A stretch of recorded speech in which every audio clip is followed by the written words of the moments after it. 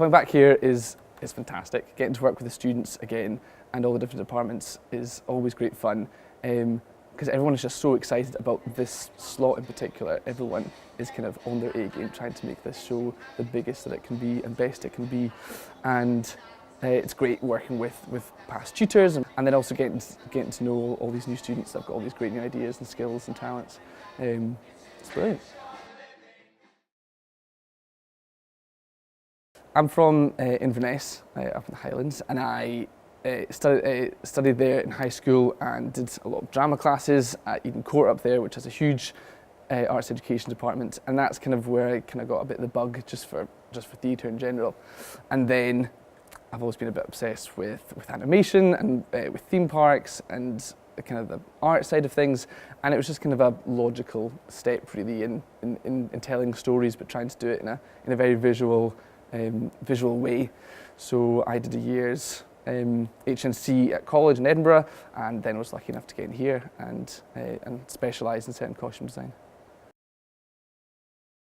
I think the biggest pro to studying production here at RCS is the fact that everything is under the one roof. Up at Spears Lock Studios, you've got the workshops, you've got the paint shops, you've got the costume shops, all under the same building. And as a design student, being able to jump in and out and watching the process of other productions being created and being built is just insanely valuable. And I think that's the biggest skill that you pick up, is understanding how your contribution fits into the bigger picture, to the bigger production.